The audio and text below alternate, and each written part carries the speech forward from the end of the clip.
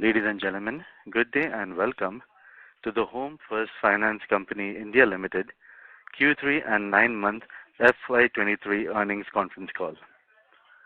As a reminder, all participant lines will be in the listen-only mode, and there will be an opportunity for you to ask questions after the presentation concludes. Should you need assistance during the conference, please signal an operator by pressing star then 0 on your touchtone phone. Please note that this conference is being recorded. I now hand the conference over to Mr. Manish Kayal, Investor Relations Head. Thank you, and over to you, sir. Thank you, Vivian. Good afternoon, everyone. I hope that all of you and your families are safe and healthy.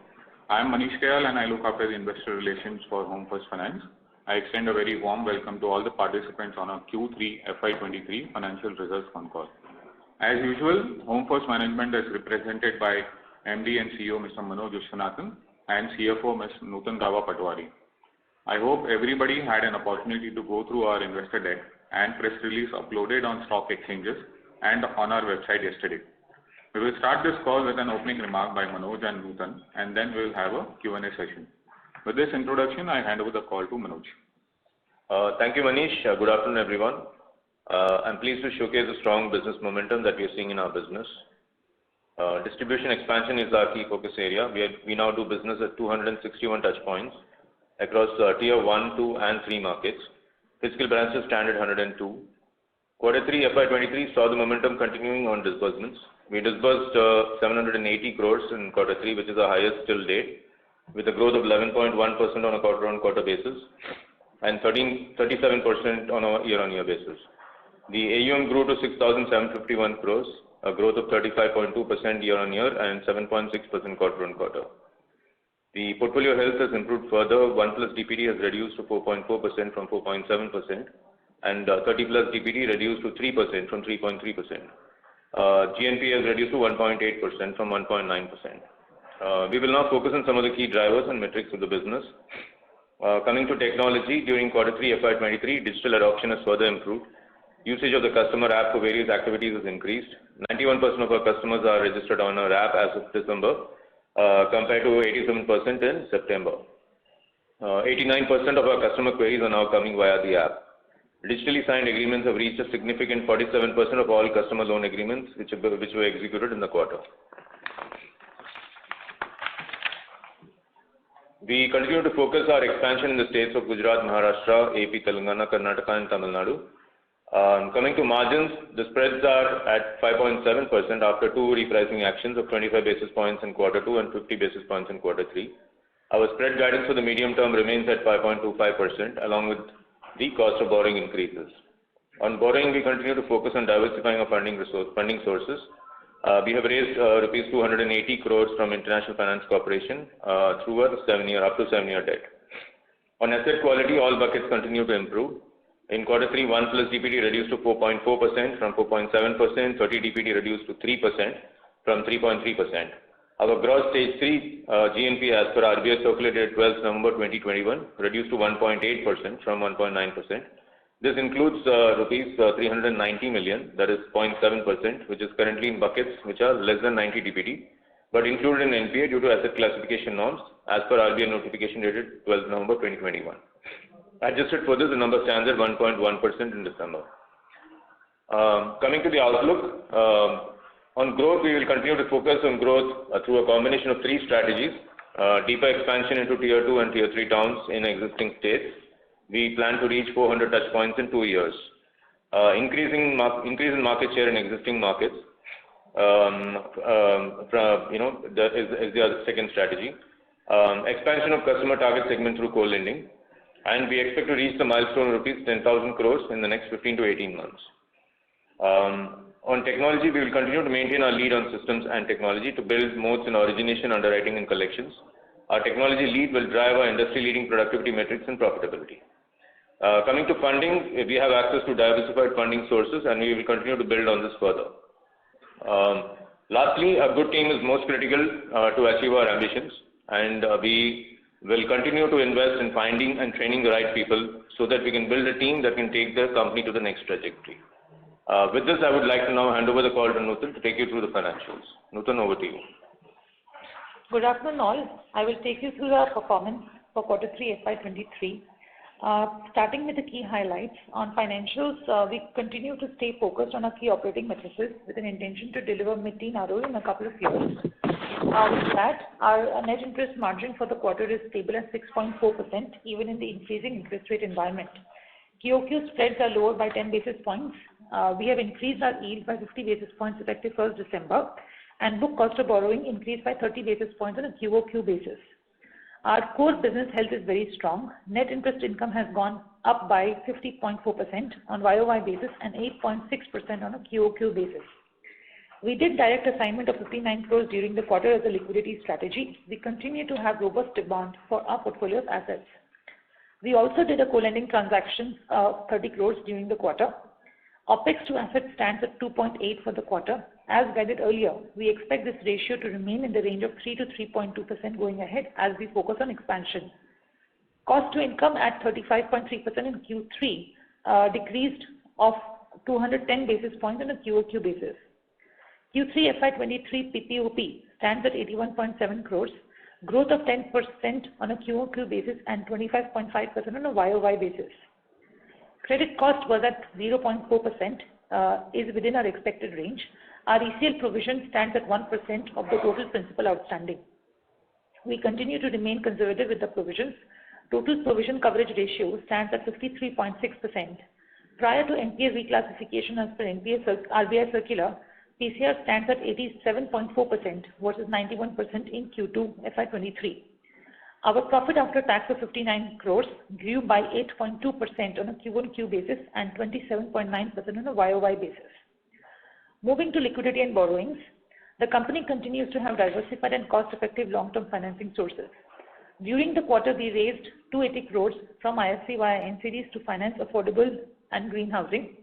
We have a healthy mix of borrowing with 56% borrowings from banks, 17% from NHB refinance, 19% from assignment, and 6% from NCDs. We continue to have zero borrowings to commercial paper. Our cost of borrowing is competitive at 7.4%, increase of 30 basis points from 7.1% on a QOQ basis. Our marginal cost of borrowing for Q3 FY23 was at 8.5%. During 9 months FY23, we have not availed any new NHB borrowing. Moving to capital, our capital adequacy ratio is 49.6% with Tier 1 at 49.1%. Our December net worth stands at 1748 crores, vis-a-vis 1574 as of March. Our quarter ROA stands at 3.8. Our annualized ROE stands at 13.7% on Q3 numbers. Our book value share is 199. We are also delighted to share with you that Home First has now been rated as low risk on ESG risk parameters by Morningstar Sustainalytics. Our score of 16.2, we believe, is the best amongst BFSI peers. This validation by a large agency highlights Home First's focus on sustainability and superior corporate governance. With this, I open the floor for Q&A. Thank you. Thank you. Ladies and gentlemen, we will now begin the question and answer session. Participants who wish to ask a question may kindly press star 1 on your touchtone telephone. If you wish to withdraw yourself from the question queue, you may press star and 2. Participants are requested to use handsets while asking a question. Ladies and gentlemen, we will wait for a moment while the question queue assembles.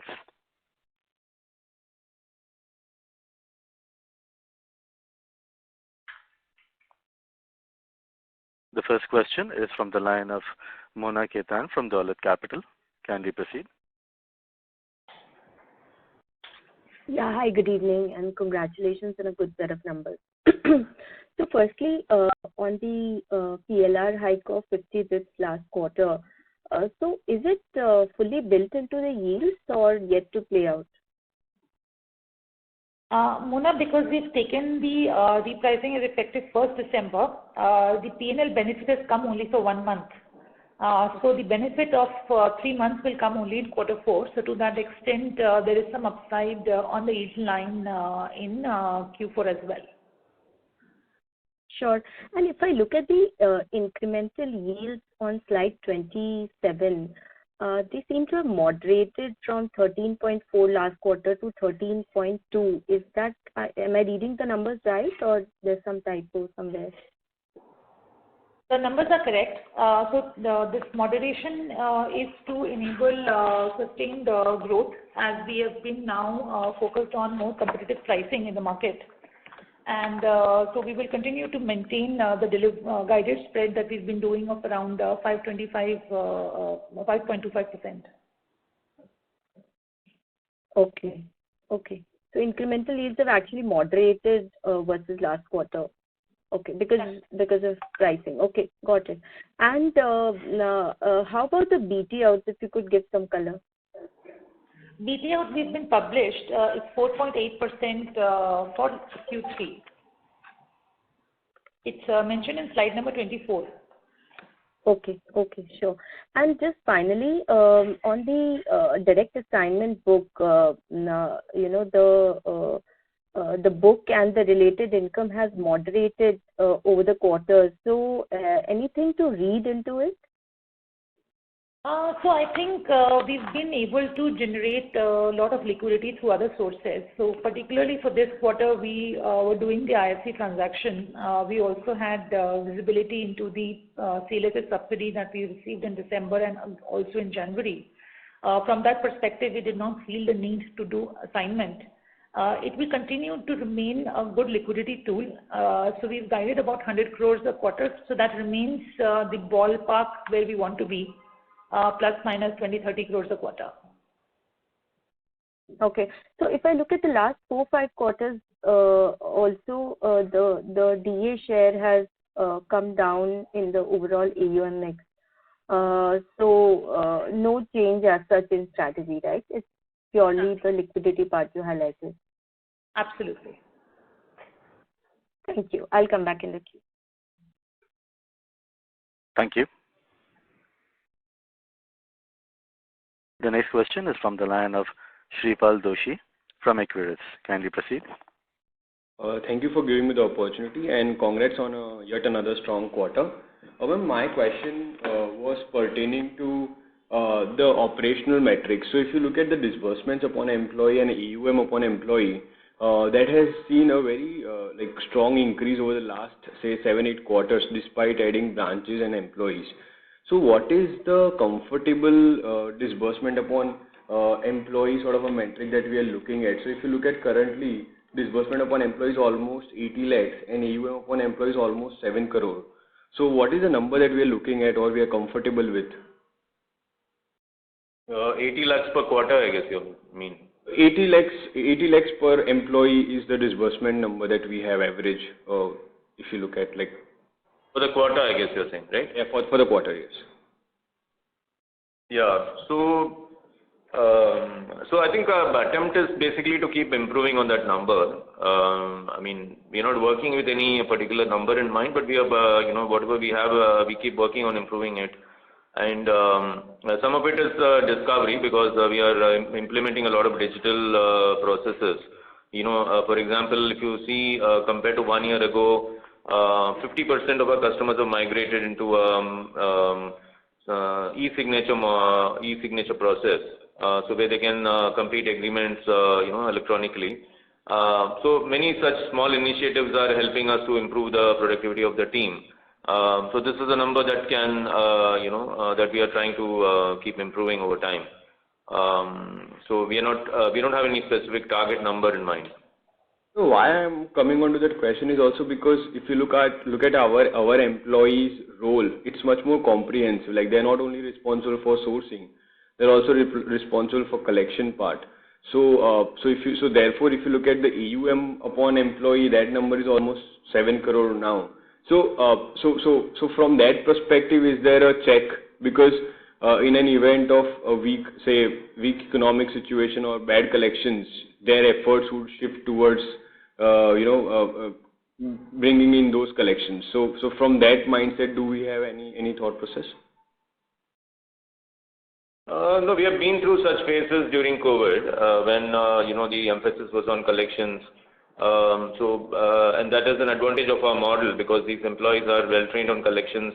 We don't really need to deploy new resources or look for resources outside. We are able to quickly redeploy them on collections if there is a crisis somewhere or if there is a crisis-like situation. That's the advantage of our model. In the absence of any COVID-related shocks, it's largely business as usual in collections. And time which is spent, time is well balanced between origination and collections. Okay, got it. So the second question was with respect to the yields for the co-lending loans that we are doing. So what is the yield there? The co-lending loans would be at typically, I mean, in the context of today's market rates, they would be at 10.5 or thereabouts, 10.5%. Okay. And just wanted to understand the yield differential for home loans and LAP that we have. So if you can give me if you could provide the range for home loans and the range. 150 to 200 basis points between home loans and LAP, the differential yields. 150 to 200 basis point. Yeah. Okay, got it. One last question was with respect to the NHB. So during this quarter, we have not utilized any NHB lines. So, but how much do we have as sanction lines? 600 crores. Shripal, we've also mentioned that specifically in slide number 33. Sorry, ma'am, I missed that part. 600 crores is the approval that we have from NHB. Okay. Which is not yet utilized for this year. Correct. Okay. And just last question was with respect to the PMAY subsidy. So, when was the last credit that happened, and are we expecting any credits that we will receive for our customers? So we got 80 crores of subsidy in December. We also got a slightly larger chunk in January, after which most part of it is done. So we will have another 20-30 crores to go, and that's pretty much about it.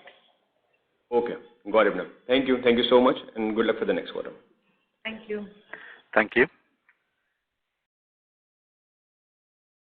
The next question is from the line of Mayank from InCred Capital. Kindly proceed.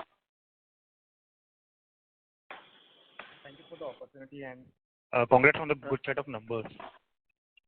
So my question is basically on the PMAY subsidy. So are you seeing any kind of lower sanctions, delay, tightening or anything there? And can the lower subsidy going forward from government can impact demand in our customer profile?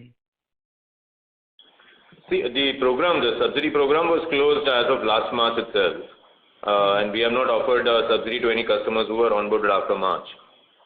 What the subsidy that we are receiving now is for customers who were onboarded prior to that and who were eligible for the subsidy.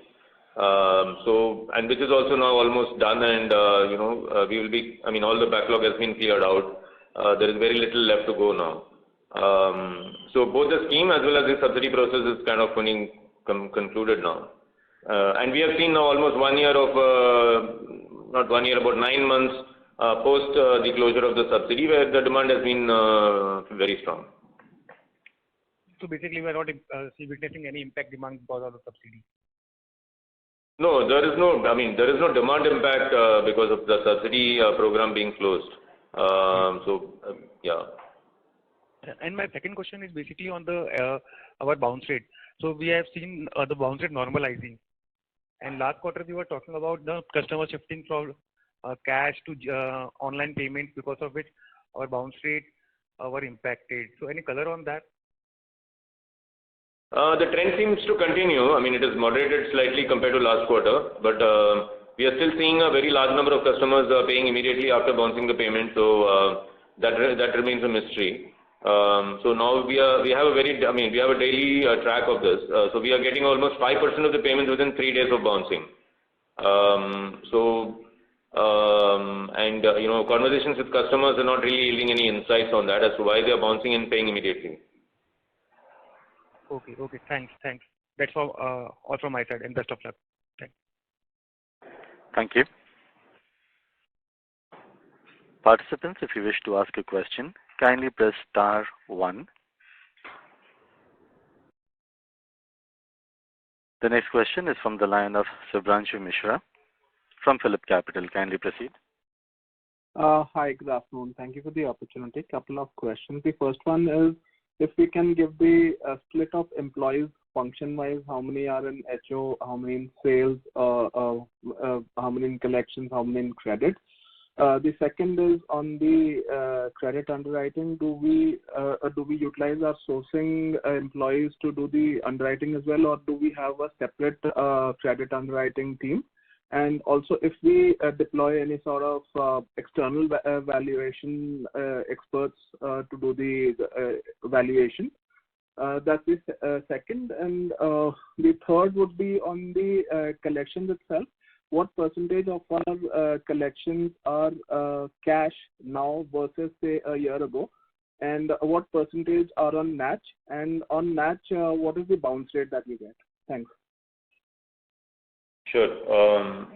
So head office, we have about 15% of our employees. About 150 employees are in head office versus about 800 plus or close to 850 employees in the branches.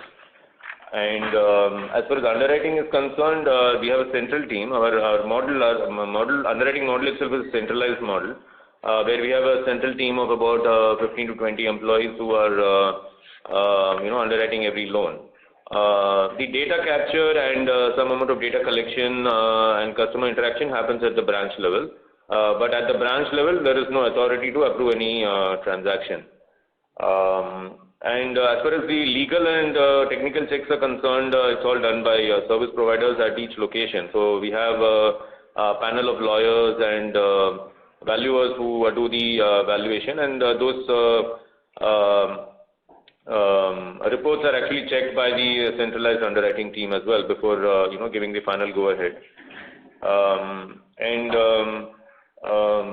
The last question I think was on collections, the cash part of the collections. So cash part of collections, if you see 5 quarters back, it used to be about 8%. Now it is about 6%, as per the charts that we are publishing.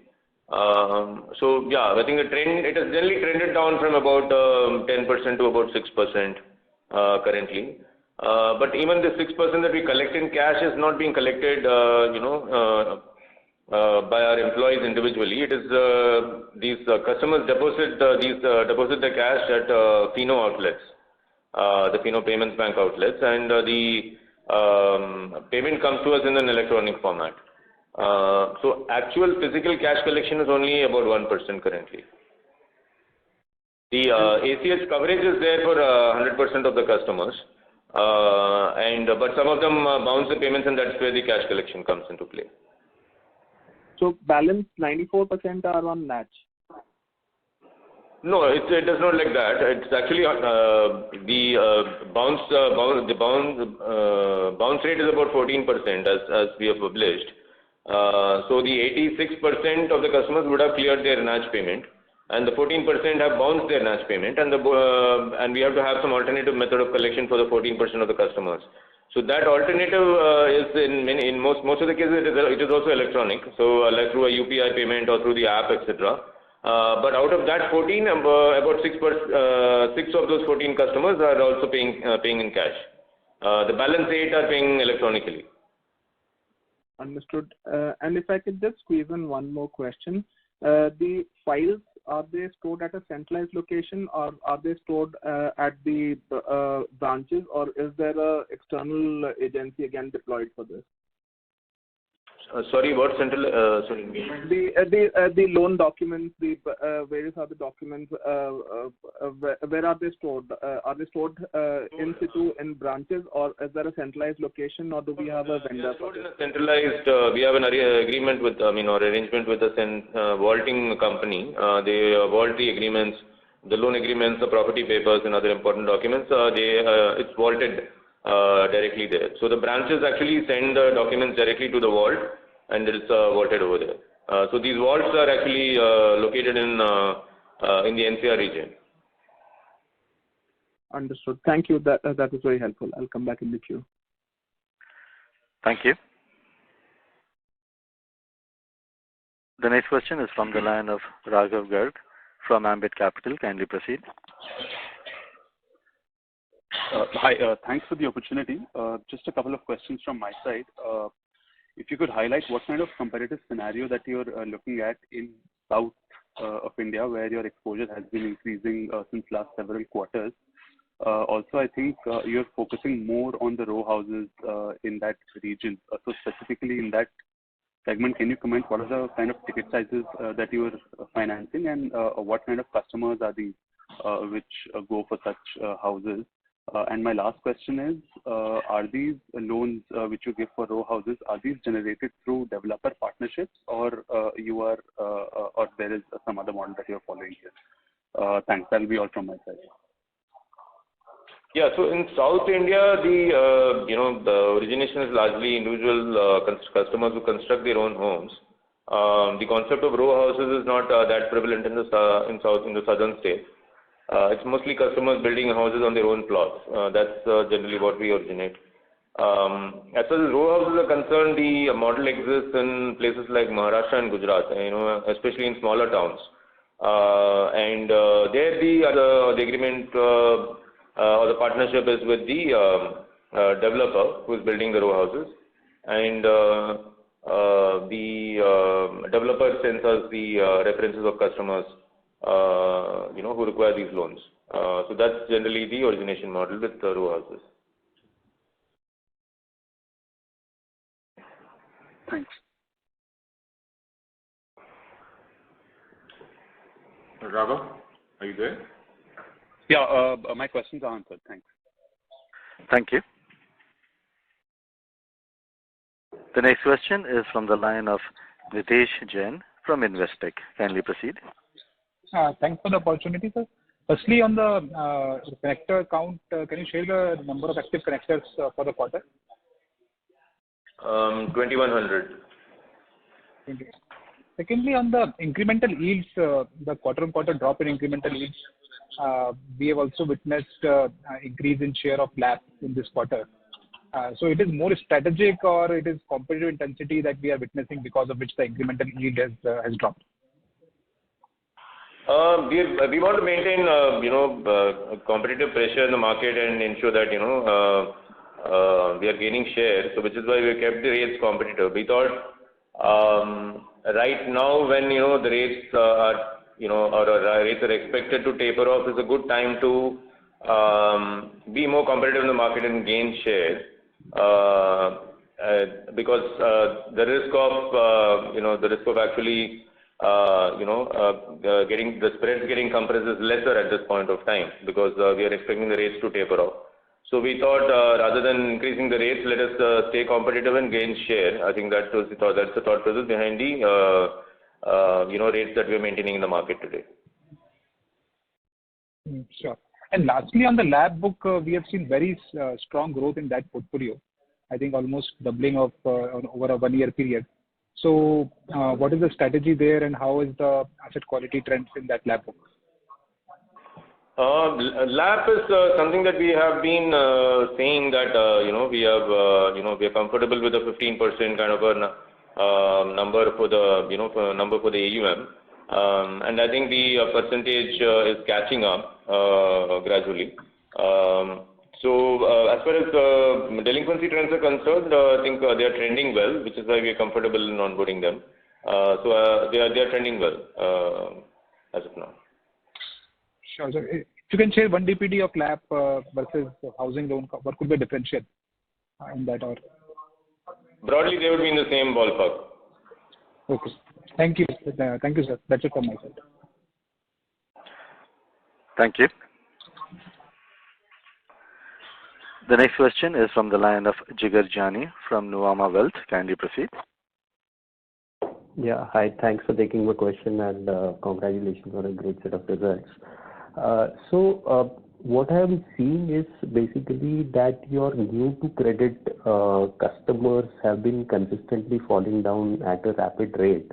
And also, we are seeing a substantial increase in the ticket sizes, average ticket sizes above 15 lakhs. The proportion as a percentage of the total AUM is going up. So broadly, where do you see this settling, and do you think that you will eventually migrate to a more higher ticket size and competing more in the prime segment, maybe 2 or 3 years down the line? And what kind of competitive pressures do you think that will place on your spreads, maybe 2 or 3 years down the line? Some thoughts on that would be great. So starting with the new to credit customers.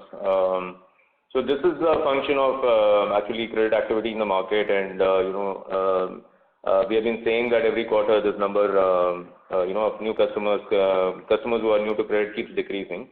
But having said that, even customers who have credit history, recent credit history, do not find it very easy to get a housing loan, and they generally form the target segment for us. And these are customers who may have informal incomes, who are working in small companies where documentation is their income documentation is not very strong, etc. So while they may have a bureau score, the rest of the criteria that is required by larger lenders is not fulfilled, and hence they form our target segment. Plus the bureau score is also attained on the back of very recent loans or very small loans like consumer loans, etc., consumer durable or two-wheeler loans. And generally lenders do not give much credibility to that bureau score as a primary, you can say, primary criteria for providing a housing loan to the customer. So that really does not impact our target population in terms of size of the addressable market. As far as ticket size is concerned, it's more of a secular increase because we are operating in markets which are fairly, you can say, affluent and well-developed and industrialized markets. So Gujarat and the southern markets, Maharashtra and including southern markets, the per capita incomes are much higher than national average. And we are seeing a trend of people in the affordable segment also constructing better quality homes, larger homes, etc., with their incomes rising up. And it is more of a secular increase. The segment is the same, the target segment is actually the same. But people are preferring to, spend a little more on their homes. And as a result of which ticket sizes are moving up, land values are moving up, as a result of which ticket size is also moving up, etc. So it's more of a secular increase. I mean, it is not really any conscious effort from our side to address a different population or a different target segment. Okay, understood. Great. And sir, I think you were guiding for about 150 branches in the next couple of years. So what is the branch expansion plan, maybe in Q4 and for the rest FY24, if you could guide on the branch expansion? Branch expansion, we have, we have about 5 to 7 branches which are kind of work in progress and which should get completed in this quarter. And kind of a similar number every quarter is what we are looking at. I mean, some quarters there is a lull, and there's some catch up in the next quarter kind of a thing. Okay, so it's basically just one branch addition this quarter is just a one-off, and you would again come back to the run rate. Yeah, like it's just that a few branches are in the last stages, so we're just waiting for it to get completed, kind of a number. We also front-loaded the branch expansion in first half of this year, where we added about 20 plus branches. So that kind of has most part of the job for this year has already been done. Okay, understood. So most of the expansion that you will see is post Q4 and FY24, basically, the majority. Yes. Yes. So Q1 you will see again, or H1 next year you will again see bulk of the additions for next year.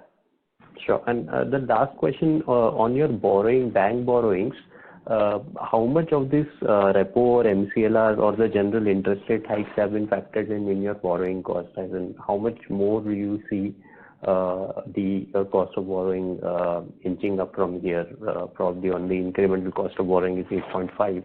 How much more expansion do you foresee based on the current interest rate hikes that have been done till now, or everything has been passed through? Yeah. So on the marginal cost of borrowing, we are pretty much at the peak rates. Any further increase from here will largely depend on where the policy rates will be.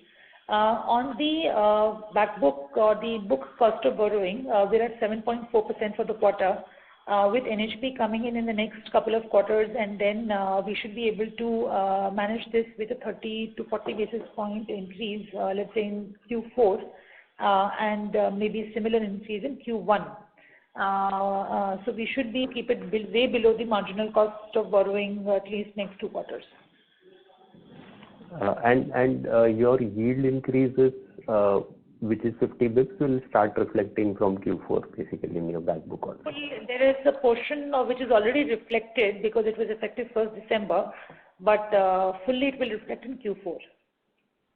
And any plans for any incremental yield increases or rate hikes from your end? Maybe in Q4? Or discussion, but that will be a more, a board and an ALCO decision, which will have to take place over time.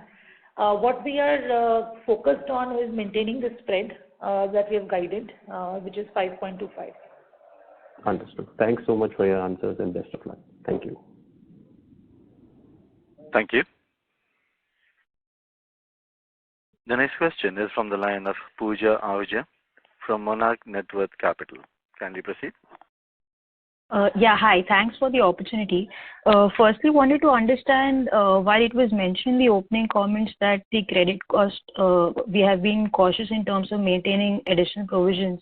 Just wanted to understand on a sustainable basis, what is our credit cost guidance for the next maybe 2-3 years? 30 to 50 basis points is what we've been guiding. So we maintain that? Yes, yes. Sure. And given the disbursement growth that we have been witnessing, are we still maintaining our AUM guidance of 30%, or do we see a higher growth there?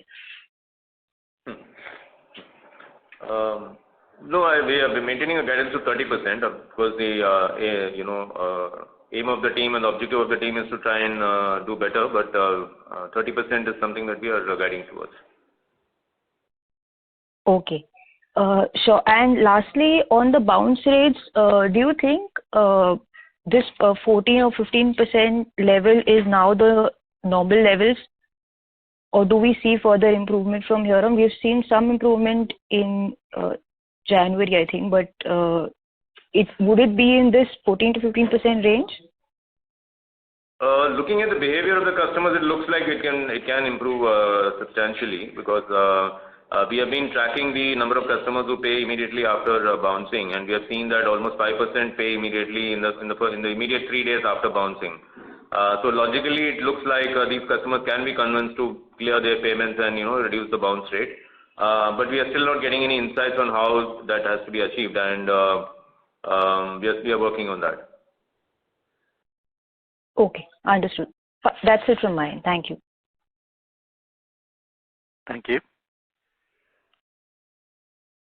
The next question is from the line of Amit Jain from Axis Capital. Can we proceed? Yeah, hi sir. Thanks for taking my question. Sir, I had a question on the mix of salaried versus self-employed. So the proportion of self-employed has been steadily rising. It's close to 30% now. So is there any change in strategy, or is that a conscious decision? And what is the optimal mix that you would look at in terms of salaried versus self-employed? So I think it's a function of the distribution. Historically, our distribution was more, focused on larger towns, where there is a larger population of salaried customers, and now, as with continuing, expansion into smaller towns, tier 3 and 4 towns, the population of self-employed is larger. So there is again a very, very gradual increase in the population of self-employed. Other than that, there is nothing that we are doing, consciously to onboard self-employed customers specifically. Sure, sir. That would be all, sir. Thank you. Thank you. The next question is from the line of Abhijit Tibrewal from Motilal Oswal. Can we proceed? Yes, thank you for taking my questions. Hi Manoj, hi Nutan. Hope both of you are doing well. Again, congratulations on a very good quarter. My question is more around the demand environment, and let me kind of take a few seconds to maybe explain what I'm trying to understand. At least when we, speak to the larger HFCs, they have talked about, some sluggishness in demand, which was there in the third quarter. Obviously, our disbursements were very healthy, and they don't kind of suggest that. Moreover, what you also kind of suggested that, with incremental yields at these levels, you are kind of trying to gain market share, which is, I would say, praiseworthy. But what I'm trying to understand is, are you seeing, why I'm trying to understand this is, I believe prime housing and affordable housing are very different things and should be looked upon differently. So what I'm trying to understand is, because the EMIs have gone up, given the higher interest rates, has the loan eligibility of the customers come down, and which may kind of impact the demand going forward? How are we kind of looking at the demand environment in addition to kind of gaining market share? Demand in the segment that we are targeting, the demand in this segment is strong, and doesn't seem to have got impacted by increase in interest rates. While in the higher ticket size segment, it could have impacted because ticket size is also large, and the EMI changes due to increase in interest rates are also large. In our segment, we have not seen any impact on demand as such. Customers also take a while to actually take a decision to build a house, and there are many other moving parts in building a house, like buying a plot, etc. So the interest rate is only one component out of their multiple decision points. So far we are not seeing any impact on demand, and so demand continues to remain strong. Don't know whether that answers your question. No, it does. Because what I was trying to understand is, if in affordable housing we are continuing to see good demand, and we're not seeing any impact on demand because the interest rates have gone up, that's a, I would say, take it as a healthy sign. The second question that I had was for Nutan. There are two questions for Nutan. One is, how should we think about, the provisioning cover, or either on stage 3 loans or the ECL EAD? Why I'm asking this is, there are two schools of thought here. One is, one are companies who say that, listen, this is our ECL model, and based on that, what our ECL model indicates, and this is the kind of provisioning cover that we want to maintain. And then there is another set of companies who think differently, who say that, when the going is good, and the profits are good, then maybe we should kind of build up some buffer in terms of provisions. So how are we thinking about the provisioning cover? So Abhijit, as a company, we are focused on early delinquencies. So you would have seen that the bounce rate is trending well. 1 DPD is down to March 20 levels. We are amongst very few companies where the 30 DPDs are 3% now. So all is going good in terms of delinquencies. What we want to really do on the ACL side is to have an extremely strong balance sheet, so that my net NPA over time is negligible in terms of discussion from a financials perspective. So that's the goal. Now, like you said, if you're in a space where we have some room, idea is to keep the provision levels healthy and run with that. So we've been guiding 1% of ECL provision on the total principal outstanding. That's essentially the number we've been carrying for some time, and as long as possible we will want to do so. So we are not deviating from that in the medium term. Got it. And then lastly, wanted to understand, there are few HFCs who've reported, I would say larger HFCs who've reported, and who kind of suggest that there is a one-time gain that they are seeing from the assigned pools of loans. So, is there anything that we are seeing, how we kind of do accounting? Typically in an assignment transaction, we book the upfront assignment income. But now that interest rates are going up, is there a positive or a negative variance which is there from the assigned pools of loans? So that assigned pool mark-to-market, essentially what you're talking about, needs to be done at every quarter end, and we do so. What ends up happening is that the modification amount that ends up coming is a relatively low number because there have been some assignment that has been done prior to the rate increase, which is, let's say, pre-mid-COVID, and some assignment that has been done post-mid-COVID. So on a blended basis, the number doesn't remain meaningful, and it goes through the other operating income line. Got it. This is very useful. Thank you so much, and wish both of you the very best and to the rest of the team. Thank you so much. Thank you, Abhijit. Thank you. The next question is from the line of Mayank from InCred Capital. Kindly proceed. Yeah, thanks for the follow-up. So my question is on the spreads of 5.25. When do we expect to reach the debt level in midterm or long term? Midterm. I guess 2 to 3 years. The spread of 5.25? Yeah. What is the question? Last part of the question. So by when we do expect to reach the level of 5.25 spreads? 5.25 is we are in this increasing interest rate scenario, we are guiding towards a 5.25% spread. So currently it stands at 5.7. So if interest rates increase further and they are likely to increase, or there's likely to be some catch up of the increased interest rates now for the next 2 quarters. So that's why we are guiding towards 5.25%. So by next 1 year we can expect to reach by 5.25. Yeah, in next 1 year or maybe next 2-3 quarters. Okay. Thanks. That's all from my side. Thank you. Thank you. Participants, if you wish to ask a question, kindly press star 1.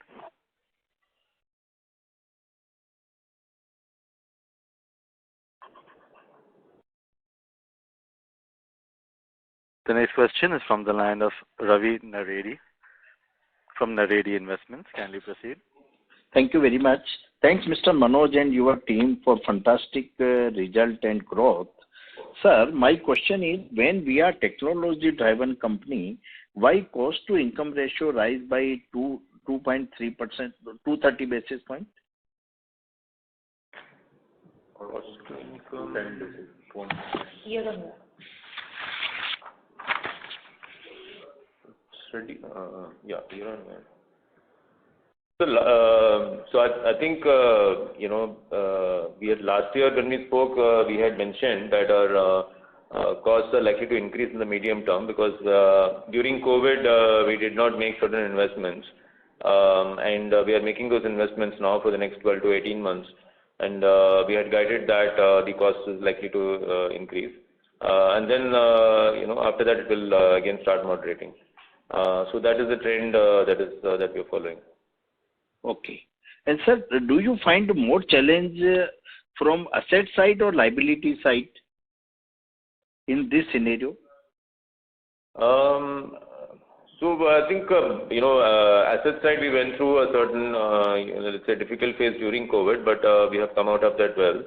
And frankly speaking, same on the liability side as well. So as of now, we are fairly comfortable on both on both these aspects. Okay. And sir, when we are growing since last 45% AUM, why you are thinking the growth will be 20% in future? Guidance 20%. 30, sir. We said 30. We mentioned 30. Okay. 30 is okay. Thank you, sir. Thank you. Thank you.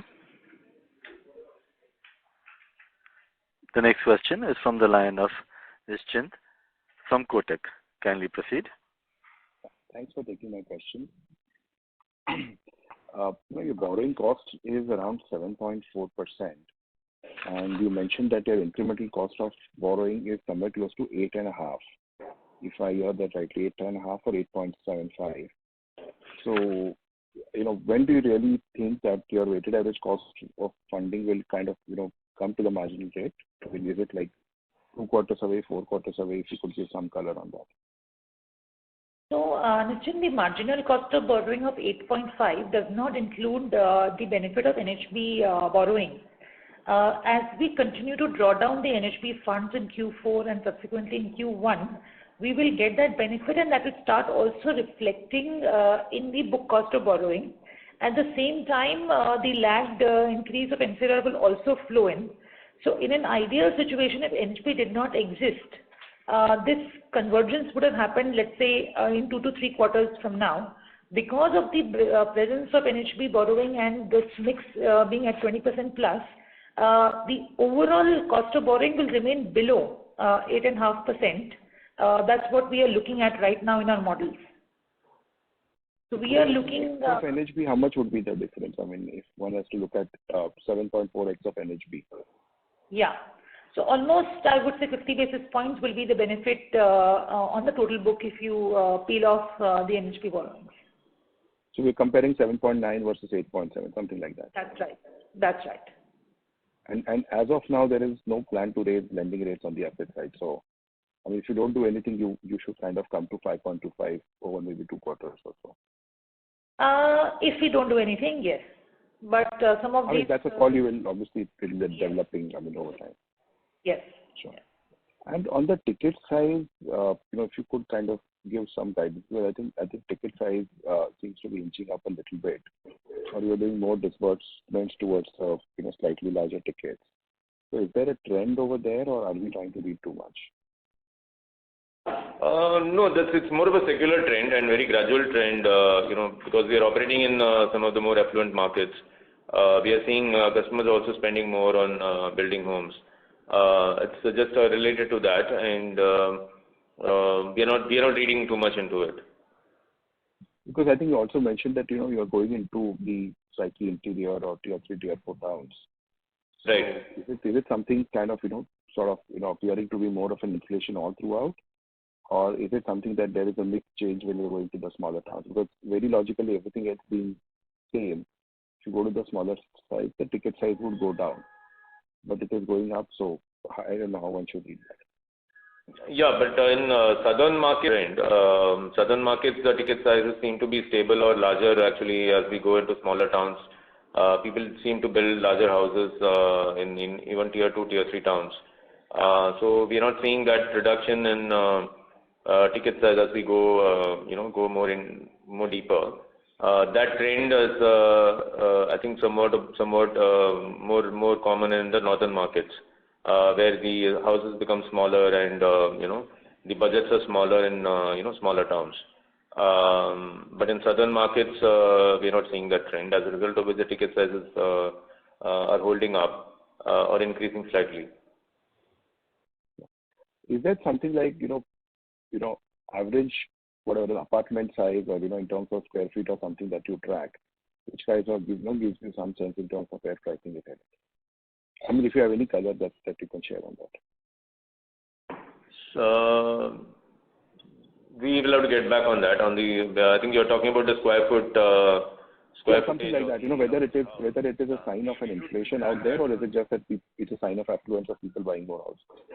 Yeah. So we have that. We don't have it offhand right now, but. It's also, I mean, it's a bit of both. I think maybe it's increase in square footage as well as people using better material or more expensive material in their homes. So it's a bit of both, which is contributing to the ticket size. Sure, I'll take it offline as well. Thank you very much and all the best. Yeah. Thank you. The next question is from the line of Bhuvanesh Garg from Investec Capital. Kindly proceed. Yeah, hi. Thank you for the opportunity. I have a question on the bounce rate. So just want to understand that what kind of penalties are charged to the customer by the bank and the company in the scenario of payment bounce, and what's the reaction of the customers during your conversation on this? Do they understand these charges, and what's their reaction to having to pay these charges? Yeah, mainly the charges are related to bouncing. So we take a bounce charge from the customer, which is 500 rupees plus GST. So a total of 590 rupees is what we charge from the customer if they bounce the payment. The collection is generally on a best effort basis, so it's not collected from customers who pay immediately. If they have delayed a little bit, then we collect the bounce charge.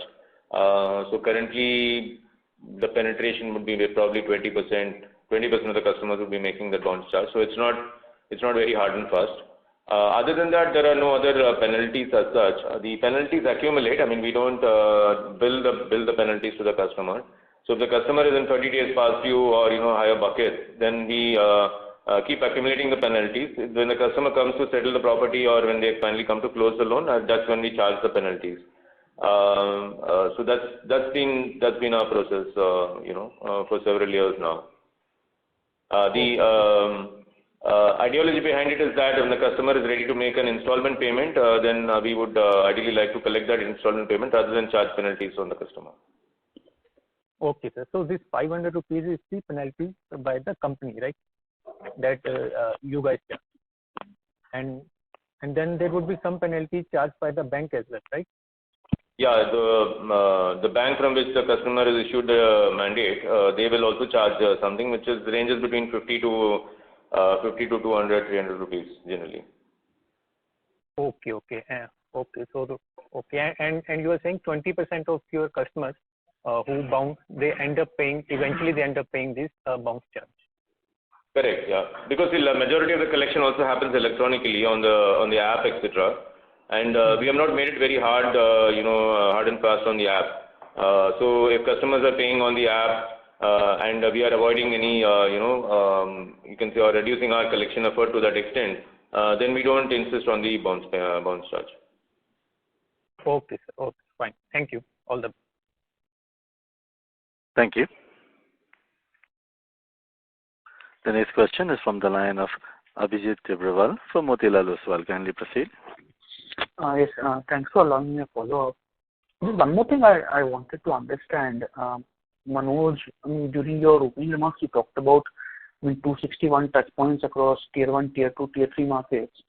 Wanted to understand, let's say about 2 years back, at the time of our IPO, if I were to kind of look at our branch presence, they were predominantly urban centers, metros, peripheries of metros and urban centers.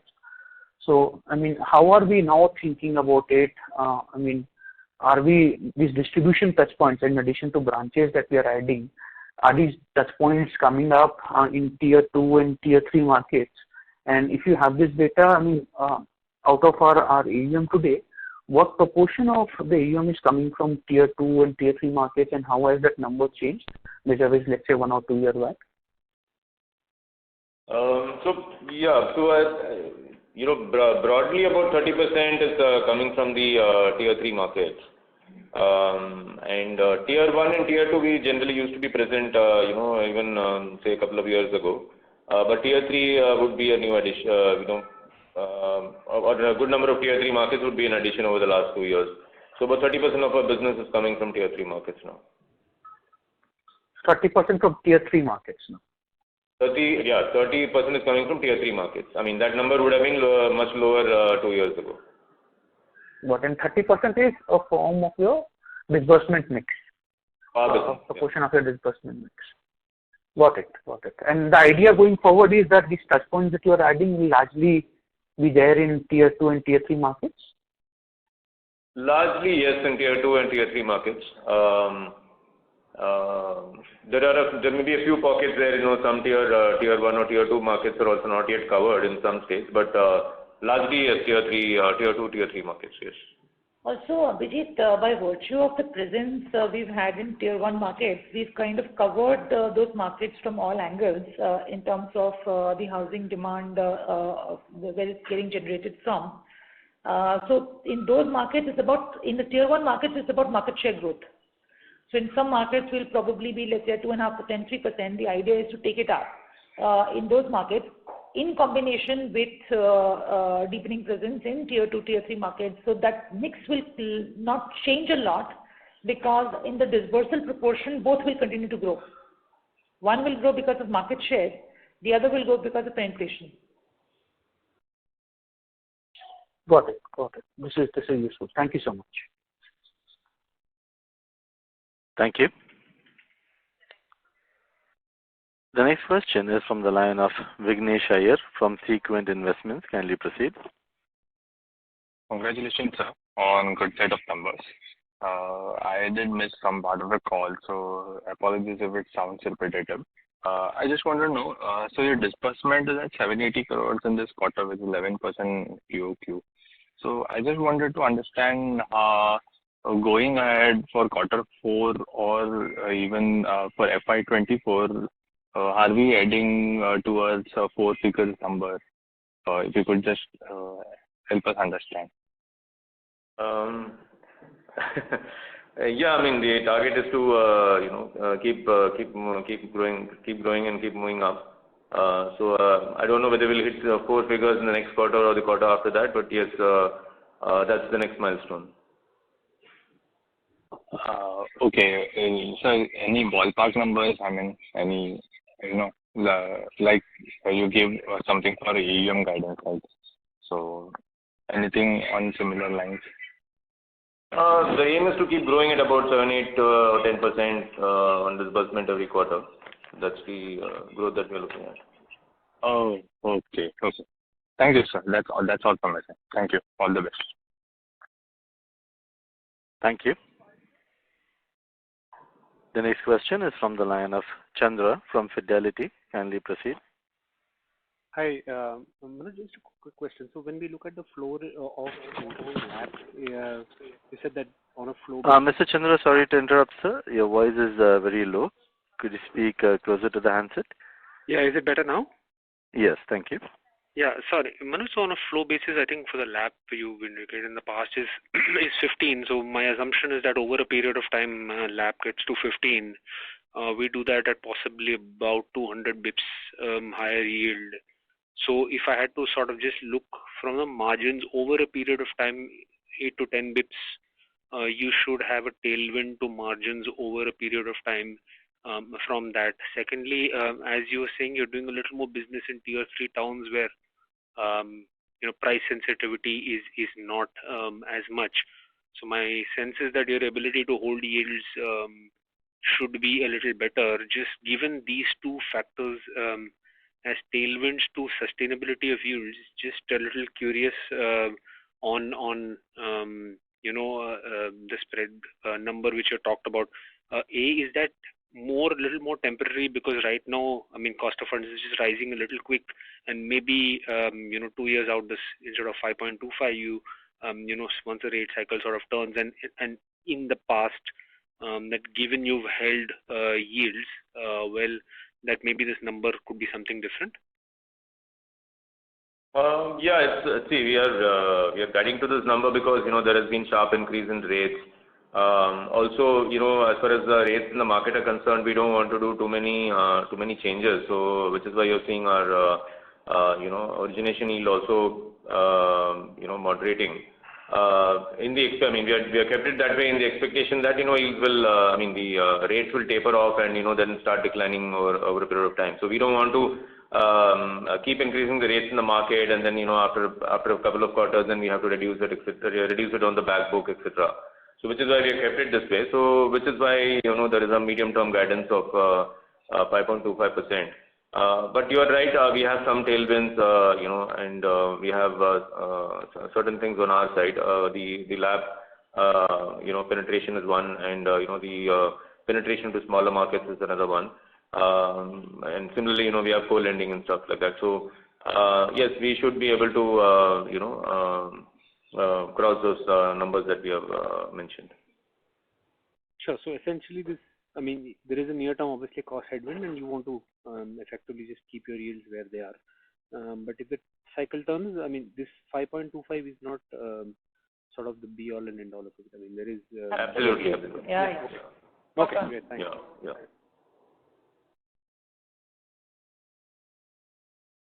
Mr. Chandra, any further questions? No, that's it. I'm done. Thank you. Thank you. Ladies and gentlemen, that was the last question. I now hand the conference over to the management for closing comments.